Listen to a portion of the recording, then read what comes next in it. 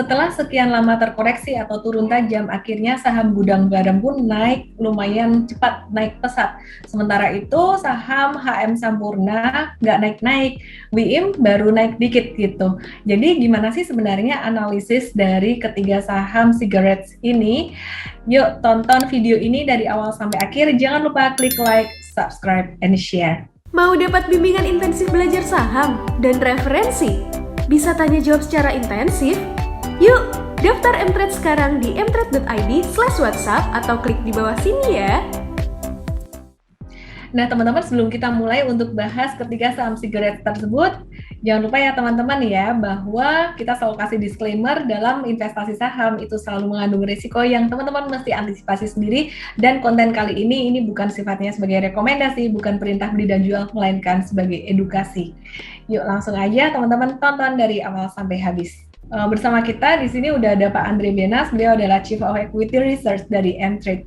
Pak Andre mau nanya nih Pak, mau ngobrol-ngobrol tentang saham-saham cigarettes gitu. Kenapa sih sebenarnya si Gudang Garam ini dia lari kenceng banget, terus HMSP ini kenapa nggak naik-naik, terus WIM juga pada tanggal 28 Juni ini udah mulai ada perlawanan, udah mulai ada technical rebound. Kira-kira nih naiknya bakalan stabil panjang atau enggak ya? Terus sentimen untuk kenaikan cukai rokok tahun depan tuh gimana? Kabarnya nggak jadi dinaikkan. Nanti jangan-jangan tiba-tiba jadi dinaikin gitu, jadi satu indecision. Kalau menurut Pak Andre gimana untuk saham-saham rokok ini? Sebenarnya untuk saham-saham rokok sih menurut saya memang masih agak cenderung bearish ya, dan cenderung agak netral gitu, karena kalau kita lihat fundamental, kalau kita ngomongin tanpa cukai pun sebenarnya dari volume penjualan rokok memang sudah berkurang, maupun yang SKT atau misalnya semua rokok putih semua sudah mengalami penurunan volume. Mungkin satu sebabnya karena cukai yang mahal, kemudian juga dari nomor dua adalah kesehatan dari masyarakat ini, banyak masyarakat sudah awareness-nya lebih tinggi, apalagi ditambah kasus COVID-19 yang sedang naik tinggi, jadinya ada kecenderungan dari masyarakat untuk mengurangi kumpul-kumpul, kemudian mengurangi konsumsi rokok. Jadi itu sebenarnya yang menyebabkan beberapa volume penjualan rokok seperti dari GGRM, kemudian dari WIM pun juga, kemudian HMSP mengalami penurunan. Di satu sisi memang kalau kita lihat dari tren overall, kita lihat memang kenaikan cukai ini sudah tidak bisa dihindari ya. Jadi kenaikan cukai ini memang sudah dilakukan bertahap, mungkin dari 3-4 tahun yang lalu oleh Ibu Sri Mulyani, karena memang salah satu goal dari pemerintah Indonesia adalah mengurangi jumlah perokok di Indonesia, terutama untuk wanita dan anak kecil. Jadi sebenarnya secara structural memang untuk rokok ini kita sih expect bakal ada penurunan volume yang cukup jauh. Cuman kalau misalnya kita tanya apakah tahun depan ada kenaikan atau enggak, kita juga nggak tahu, karena basically rokok ini kan juga ada cyclicality ya. Jadi kalau kita lihat cyclicality, kalau misalnya masyarakatnya banyak memiliki uang, juga ya pasti nanti ada konsumsi rokok yang bisa meningkat. Cuman walaupun kita expect di tahun 2022 nanti ada perbaikan ekonomi, kita nggak garanti bahwa kenaikan sales volume untuk rokok ini bisa bertambah, karena balik lagi katanya tren cukai ini masih tetap akan dinaikkan, walaupun memang ada ekspektasi bahwa beberapa kategori rokok cukainya itu tidak akan dinaikkan. Jadi menurut saya penyebab saham-saham rokok ini agak susah bangkit, ini lebih ke structural sih dibandingin dengan masalah teknikal atau fundamental. Kemudian untuk hari ini kita lihat ada penguatan di saham GGRM, karena muncul ada ekspektasi bahwa saham GGRM ini mau melakukan aksi korporasi ya, either dia melakukan merger atau misalnya dari GGRM sendiri bisa dibeli oleh perusahaan asing.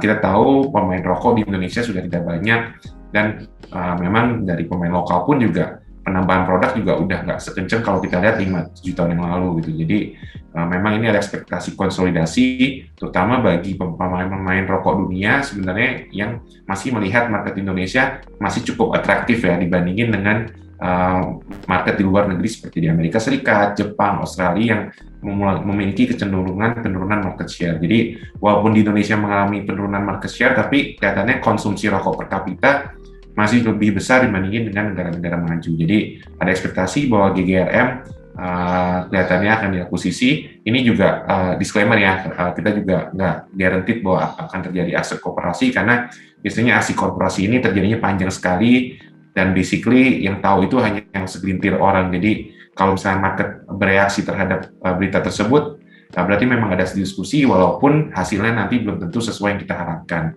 Untuk WIM memang ada sedikit penguatan, tapi kelihatannya ini karena penguatan dari saham GGRM sendiri ya. Jadi biasanya kalau kita lihat pergerakan dari saham GGRM, HMSP, dan WIM ini memang kadang-kadang cenderungnya sama gitu. Jadi kemungkinan besar lebih ke arah sentimen sana.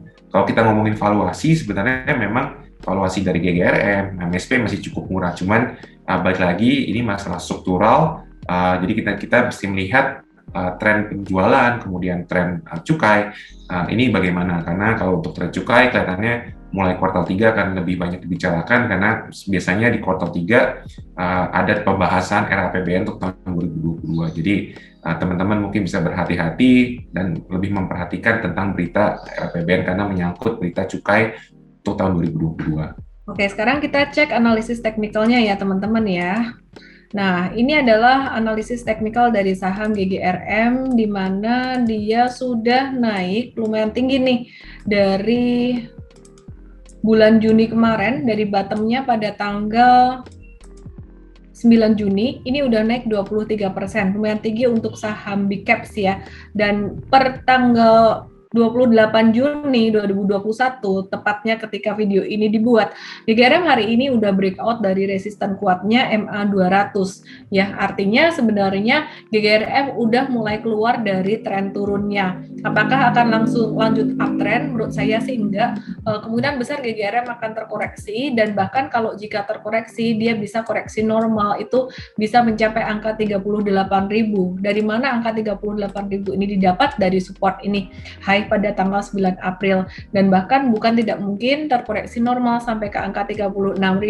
Kesimpulannya adalah untuk teman-teman yang trading jangka pendek yang nggak siap jantungnya atau mentalnya untuk hold jangka panjang karena akan ada fluktuasi, boleh mulai siap-siap untuk realisasikan keuntungan sekitar level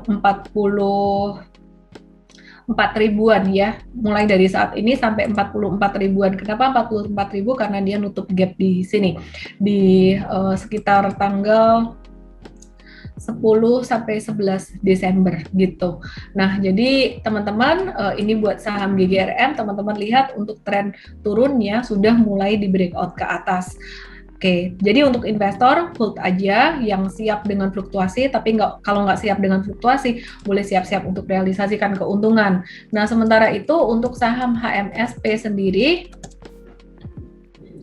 di sini dia juga mengalami satu technical rebound, tapi masih belum secepat GGRM karena seperti yang tadi dibahas oleh Pak Andre bahwa GGRM itu ada sentimen merger and acquisition. Kita disclaimer juga ya teman-teman ya, ini rumornya gitu.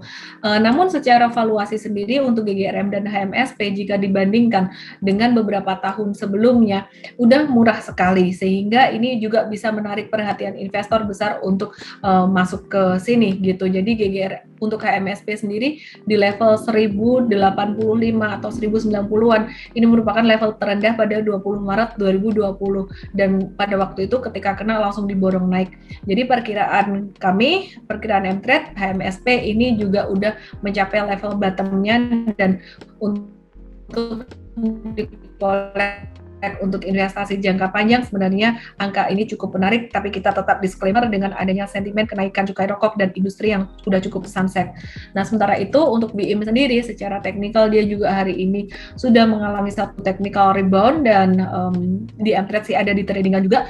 Nah, untuk BIM sendiri teman-teman untuk trading plan selengkapnya teman-teman bisa lihat di menu stock pick di MTrade ya. Dan cara daftarnya gimana? Langsung aja kunjungi URL berikut ini ya teman-teman ya. Jadi langsung aja ke mtrade.id atau mtrade.id/WhatsApp. MTrade tidak menyajikan keuntungan terus, karena kita sebagai seorang trader investor sangat wajar sekali jika kadang-kadang kita harus melakukan pembatasan risiko. Namun kita berjanji akan selalu menemani teman-teman, memberikan edukasi, bimbingan. Teman-teman bisa tanya jawab baik melalui fitur maupun webinar pagi, webinar sore, dan setiap Sabtu kita juga akan memberikan seminar untuk bimbingan buat fundamental analysis. Teman-teman juga di sini bisa menikmati referensi saham dari kita yang bisa menjadi satu acuan untuk teman-teman pertimbangkan untuk beli dan jual saham pastinya, dan juga teman-teman di sini bisa menikmati analisis report research kita dan video-video kita. Teman-teman, kalau suka video ini jangan lupa klik like, share, subscribe, link di bawah ini. Oke, thank you semuanya. Saya Ellen May dan Andre Benas. salam profit. Salam profit. Bye. Jangan lupa download aplikasi Mtrade di Android dan nikmati edukasi premium sekarang.